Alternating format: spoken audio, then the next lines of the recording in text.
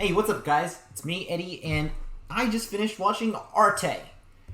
I just thought I might share some opinions with you all on this show, and just some casual chow thoughts I had on this show after watching episode 12. So, without further ado, let's just get into it. Arte is a show about a girl named Arte. Yes, very subtle with the themes show, ha ha ha. That wishes to become an artist despite the fact that women were generally forbidden to do that sort of stuff back in the day.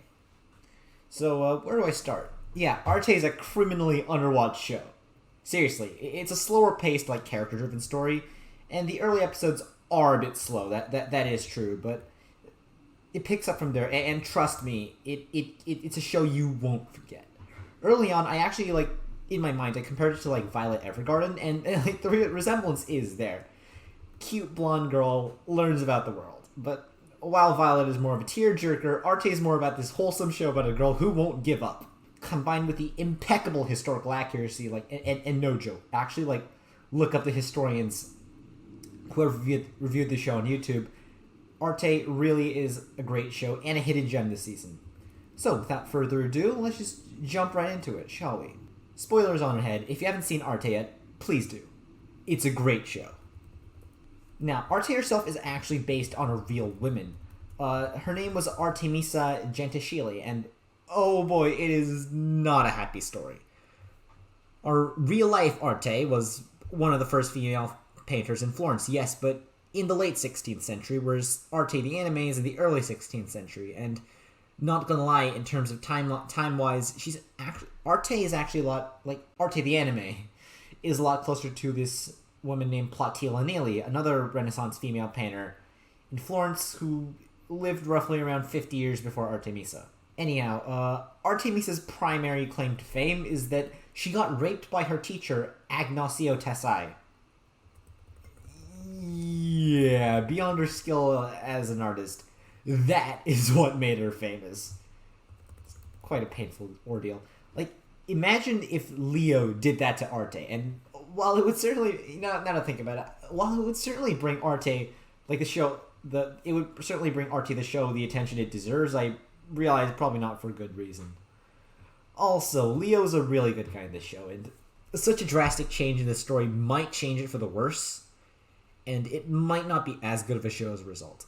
I don't know, I don't live in this alternate timeline. All I know is that there would be blood. Anyhow, Artemisa's art showed a lot of art of powerful women from Greek myths and the Bible. And this is not a big deal now. Shoot, some pieces of media even go a little overboard with the whole thing, looking at The Last Jedi. But during the Renaissance era, this was actually a huge step forward for women, because they weren't really considered equal back then. And Artemisa's work, you could say, was a step towards a greater and more equal future. By the way, this picture? The woman killing the man is a scene from the Bible, a popular place for artists to get their pictures from, but the woman that is killing the man's looks is based on her, while the dead man is based on her rapist, Agnostio. Yeah, but that's enough real history for now. Maybe we should start a history series. That's for later, though.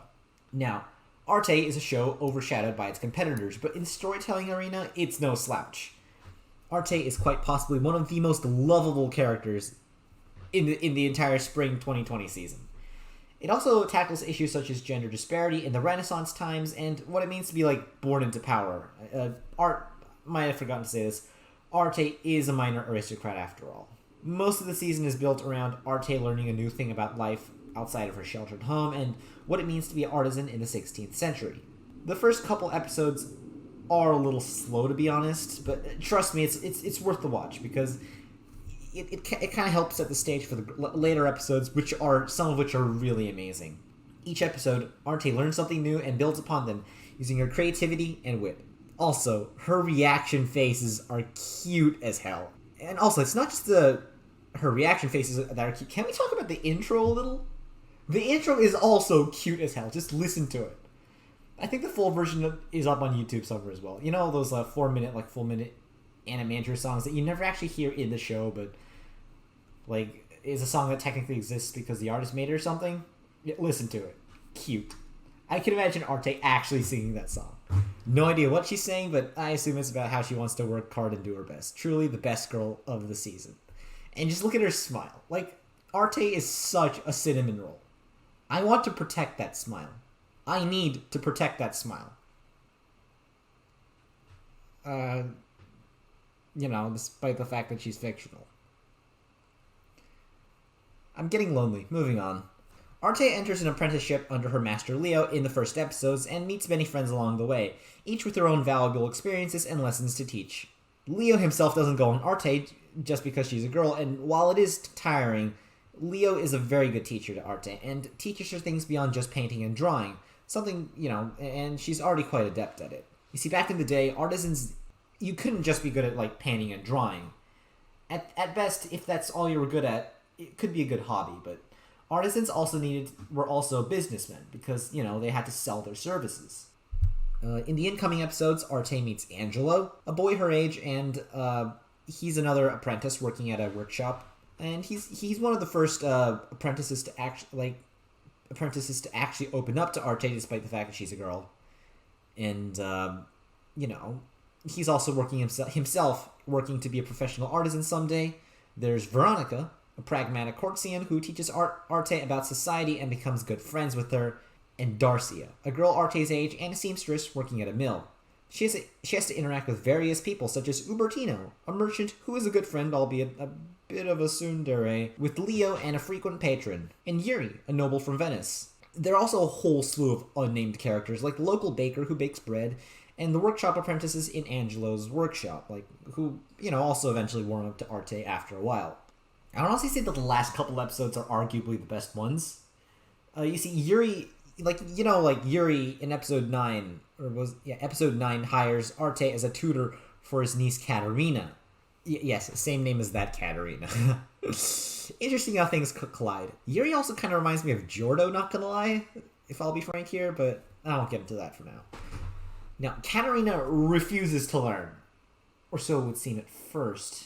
You actually get to see that Katarina is actually a very deep character, and despite being a child, has complex motivations. You see, she's not all that different from Arte, as Katarina enjoys cooking even though her parents, don't like it. Seeing Arte act as a sort of surrogate older sister to Katarina was really heartwarming and sweet. And as I said, that's probably why I enjoyed the last 3 episodes involving Katarina the most, because those were arguably the best ones. The chemistry between Arte and Katarina really is the highlight of the show, in my opinion, and represents the best segment of the show. Now, I personally really like Arte.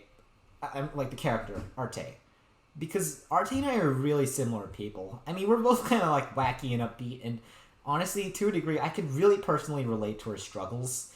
As well, okay, I'm a Korean boy in the 21st century living in America, while she's a 16th century Italian girl in Florence. So, okay, so we're pretty different, but honestly, I kind of relate to her to a degree.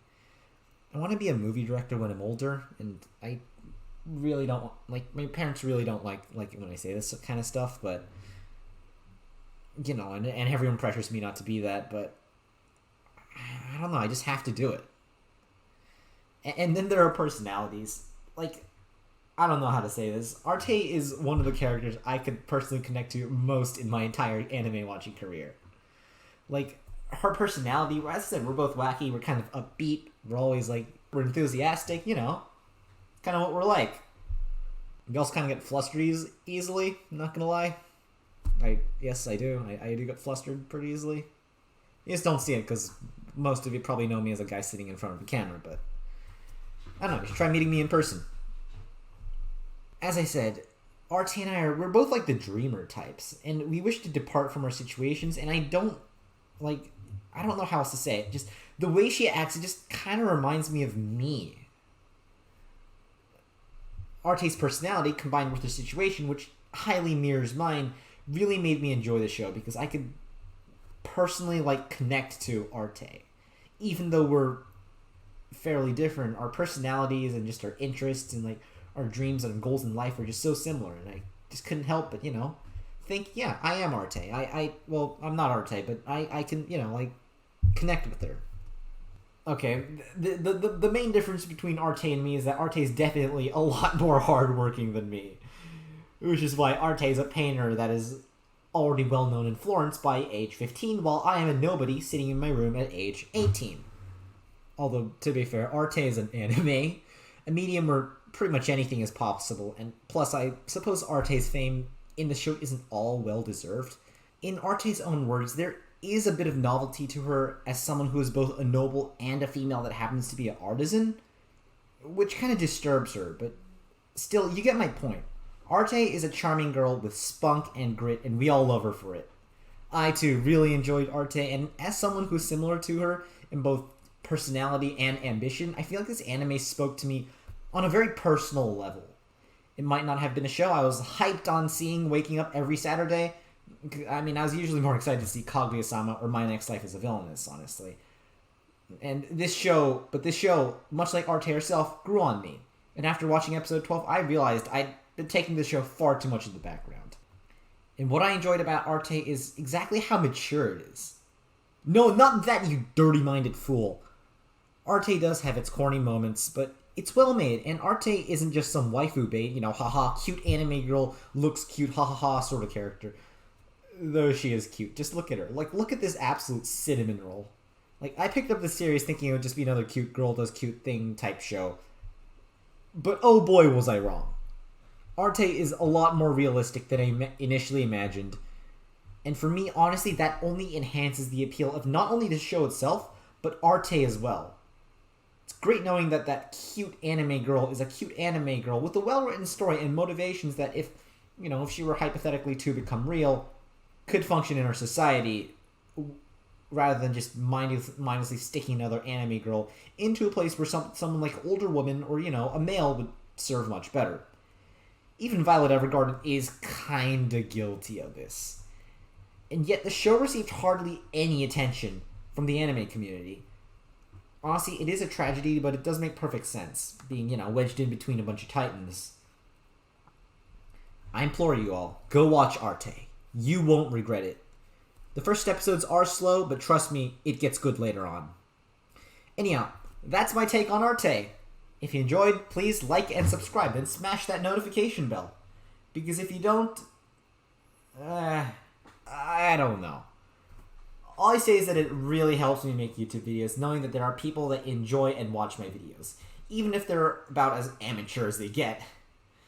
Who knows, maybe if I get enough subscribers, they'll get better, but that's a video discussion we can have later. So, yeah. The sky's up, and you guys are awesome. I'll see you all in the next one. Bye!